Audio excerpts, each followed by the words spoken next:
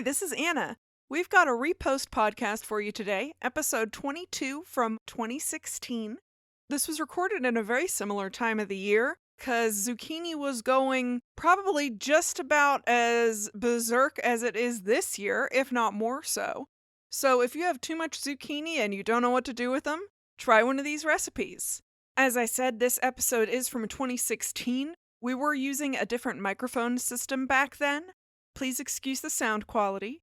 For written versions of these recipes, go to marymacbakehouse.com. If you click the recipes tab on our menu bar, that will take you right to where we have all the recipes.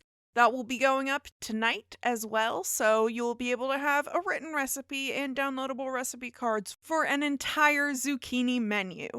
We'll be back with a new episode in 2 weeks' time.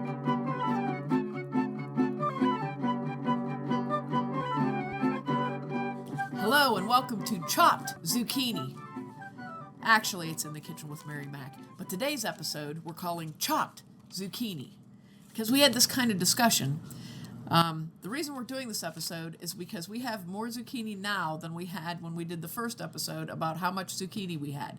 So I was joking around and I said I should do a whole dinner like they do on Chopped. Which we kind of did last time too. Which is what Anna reminded me of, that we actually did a whole dinner. We did an appetizer, a main course, and a dessert, inadvertently. So this time, we are actually focused on doing an appetizer, a main dish, and a dessert, all with zucchini as the main ingredient, sort of like Chopped. Actually, just exactly like Chopped, because what we're doing is an appetizer, which is called zucchini appetizer. Pretty clever, huh? What? Grandma gave me the recipe. I said, what is this? And she goes, I call it zucchini appetizer. And I'm like, Very descriptive. that's what it is. The second thing, the main course, is zucchini lasagna. This is pretty special, zucchini lasagna. Yeah, that's not something you hear about every day. No, rarely ever, unless you have way too much zucchini. I have, in fact, never heard of this before right now. And then the last thing is a zucchini apple dabble cake. Now this recipe I got, oh heavens, I want to say 30 years ago at a farm market. I was at this farm market that was from an apple orchard, and they had all these recipes laying around, like buy things, you know. So I picked up this recipe for apple dabble cake. So I made it into a zucchini apple dabble cake, just to use the zucchini. It also have apples in it, or is it a zucchini dabble cake? It's going to have applesauce in it. Oh. So, I don't know what the dabble is. Were they trying to rhyme and make it like apple dapple cake? Or is it dabble? It's dabble. Huh. Yeah, I, no idea what that would mean. Maybe it means you're like dabbling. I'm dabbling with making a cake. I don't know. So, the first part is the zucchini appetizer. This is a very overcomplicated recipe. It just makes me laugh when I look at all the ingredients. It's hysterical. It has a lot of ingredients. However, it's very good. It's almost like a, It's almost like a bread. It's an odd thing because it uses a baking mix like Bisquick or whatever instead of flour. So this particular recipe calls for 4 eggs slightly beaten, a half a cup of oil, half teaspoon salt, a half teaspoon of dried basil. If you're using fresh basil, I'd use like a tablespoon of chopped fresh basil, 2 tablespoons of dried parsley, or a 1/4 cup of fresh chopped parsley, and half a cup of onion minced, pretty small, pretty small. Then you want 1.5 cups of baking mix, and you can use Bisquick or Jiffy. There's a lot of good organic brands out there of baking mixes. Bob's Mill makes one, Bob's Red Mill, so any kind of a baking mix. Then you need a half a cup of grated Romano cheese. I don't believe in Parmesan cheese, so I like Romano. And that's what I say to use, and what I say goes, because it's my show. I believe we talked about this in one of the other episodes, too. I want to make sure that I make a very strong point on Romano cheese. We know that you hate Parmesan. We know that you hate Cool Whip. Yes. Any other things you hate? I don't know. I'll have to make a sign of all the things I hate. Food ingredients. So, what you do is you take all of these ingredients. This is not one of those mix this and this and this together. You take all of these ingredients and mix them together. Pretty easy. You can just throw them in the bowl as you go, actually. The main thing is the 4 eggs just need to be slightly beaten before you put them in. Mix all of this up. You're going to get a 9x13 pan, grease it, and pour this mixture in. Smooth it out so it's nice and level. And you want to bake it at 350 for 25 to 35 minutes or until it's lightly browned on the top. And then you can serve this with a little cup of marinara sauce, heated. And you can, what's nice to do is either spoon the sauce, like cut your slice off, spoon a little bit on, and eat it like that. You can make a sort of cut it into longer, like a breadstick sort of a shape. Yeah. And this is actually, it just tastes like an herbed bread. It's really good though. It's a really good thing. I forgot to include the 3 cups of shredded zucchini into it though. That was good. My gosh. What kind of I'm about to be fired for my own program. This is the main ingredient is zucchini. How did I forget to put that in? It's because in the title. I skipped over it when I wrote it down. 3 cups of zucchini, shredded fine. Shredded, so, okay. Don't forget the zucchini that also goes into it. Doy. You'd get kicked off of Chopped if this was an episode. I'm telling you, I'd be up in front of them they'd go, you forgot the main ingredient, which was zucchini? And then they'd all lean in and say, how did she forget the main ingredient, which is zucchini, in a dish that's titled Zucchini Appetizer? It's been done before on that show. I know. So. But they probably forgot the squid or something, you know.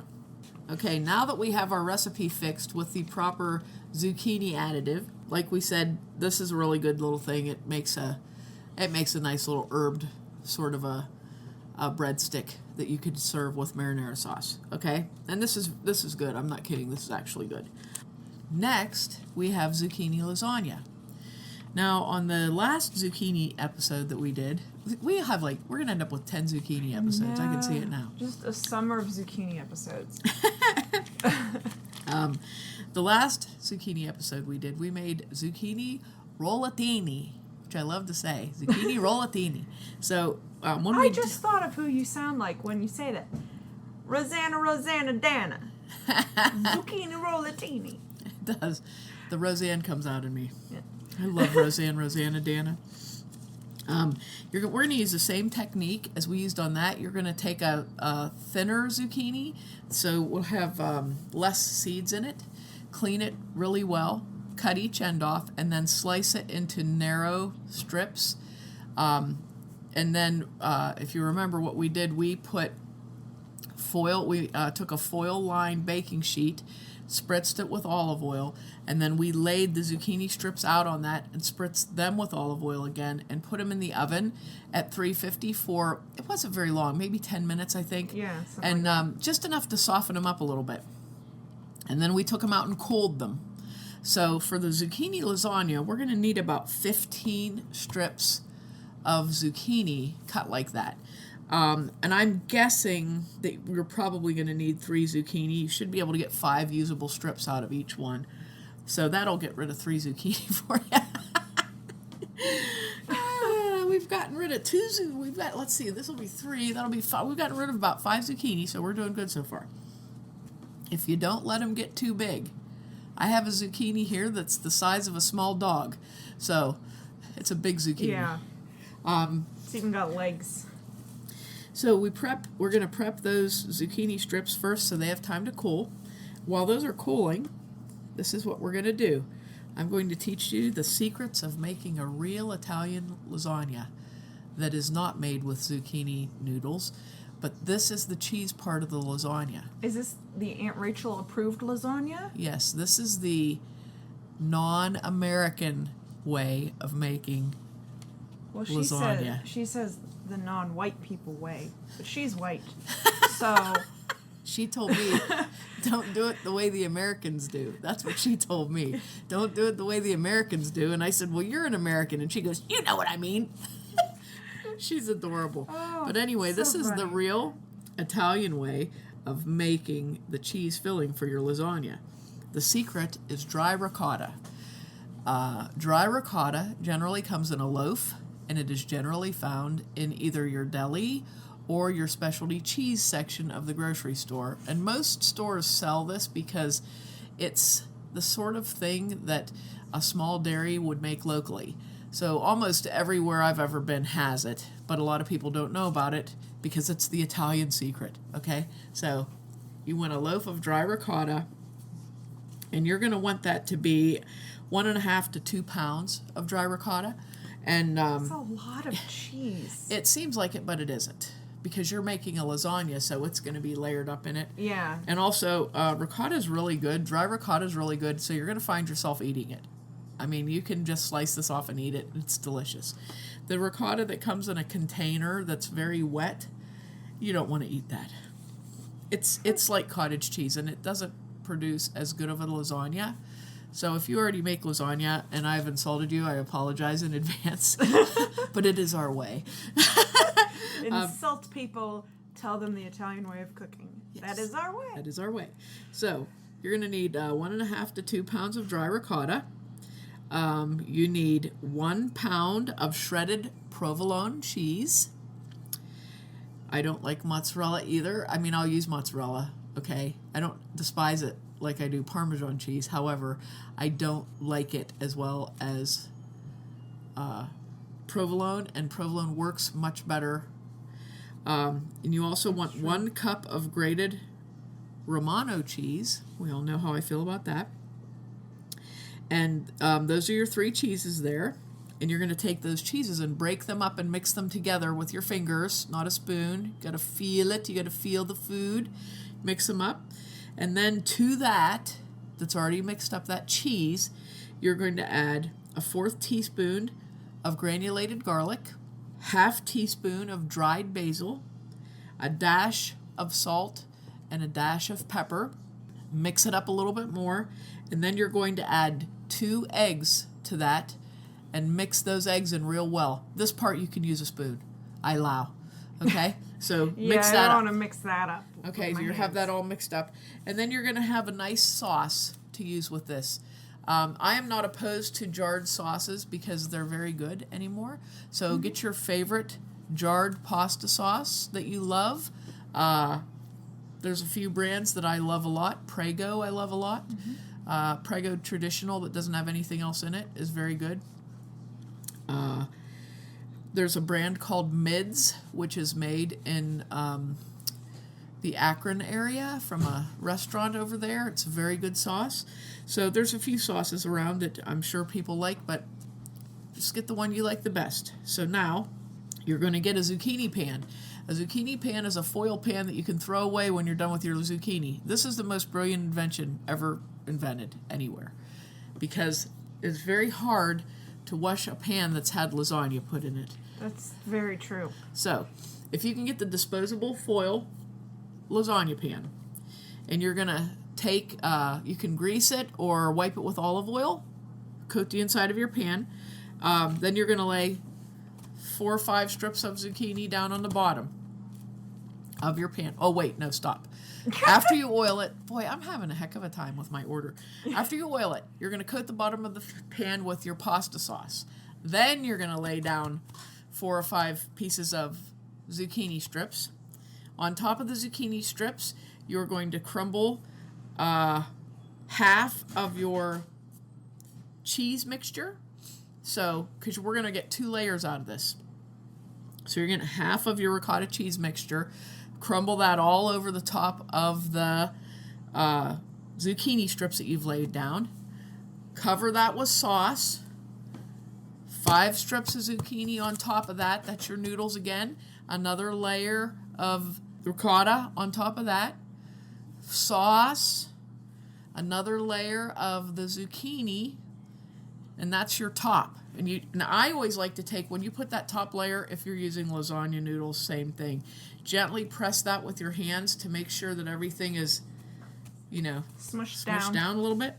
Now, it's kind of funny. I just realized this is unintentionally gluten-free and vegetarian. Yes. It's not vegan because you got the cheese. Because of the cheese, yes. But yes, it is gluten-free and it is vegetarian. Then on top, you're going to put more sauce, okay? And then you can sprinkle, if you want to sprinkle a little Romano on the top, if you want to put some shredded provolone on the top, shredded mozzarella, whatever. You can put more cheese on the top. Then you're going to bake this, and you're going to want to bake this for about 40 minutes at 350 degrees, okay?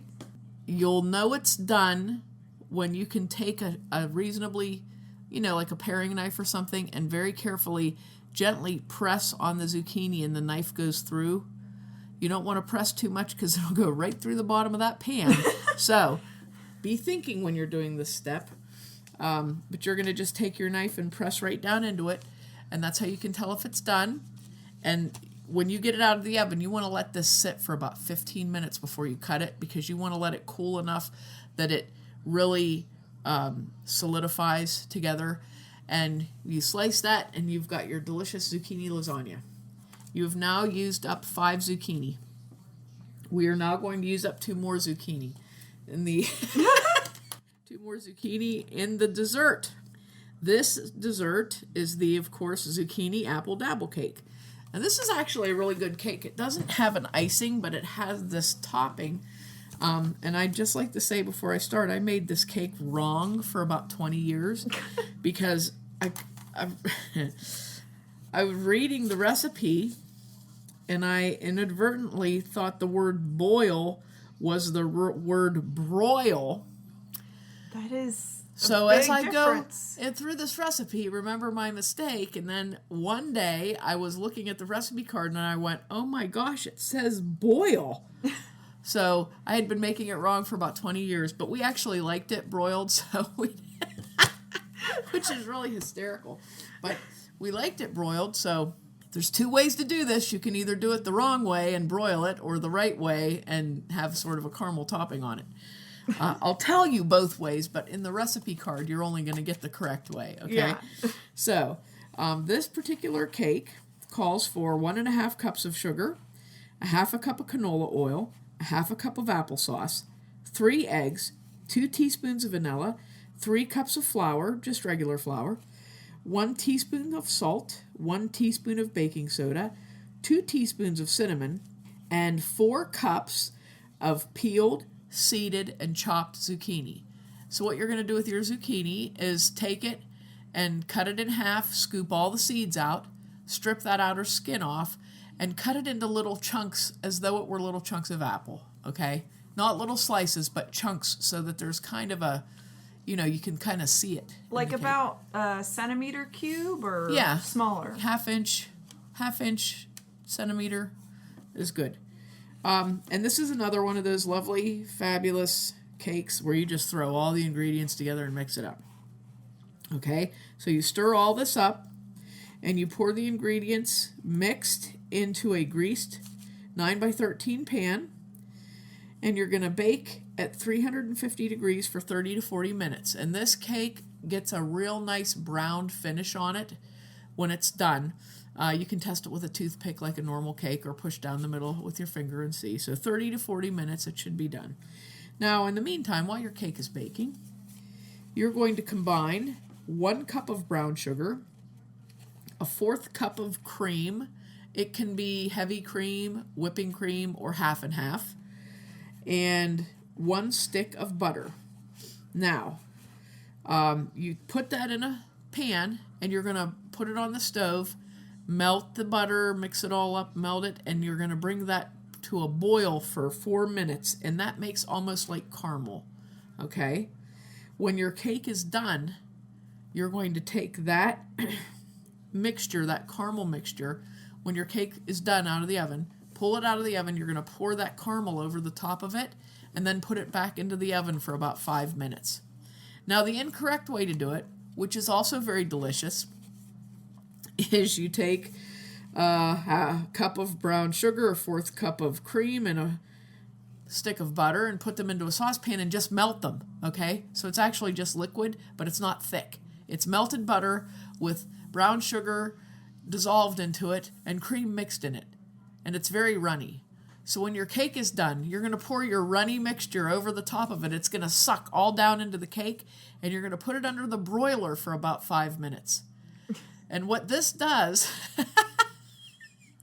is this liquidy sweetness gets down into the cake, and then when you broil it, it gets this strange texture on the top. I can't describe it, but it's quite delicious.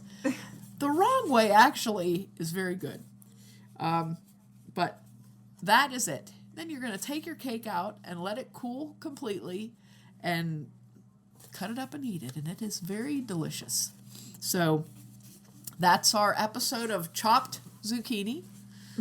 I hope I win the prize, which you were the only contestant. I was the only contestant, so therefore the judges must pick me. Or they must chop you. Or they must chop me.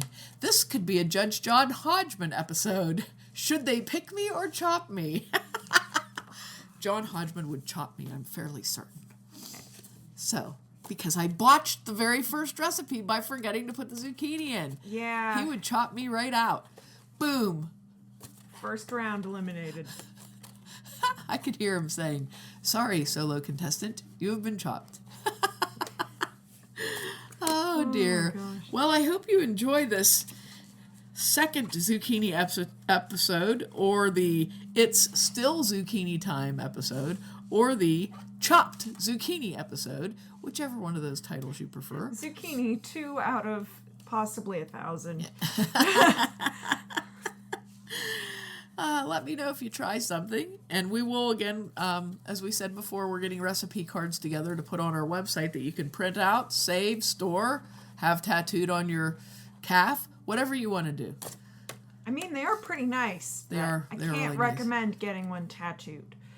Well, if it was a recipe you really, really liked, calf wouldn't be the right place. Forearm, because you'd want to be able to read it when you're making it. Yes. Right? Just look at that forearm. Or like on your belly upside down. Belly So upside you down. can reference. Hey, that's good. Or on top of your thighs. Perfect!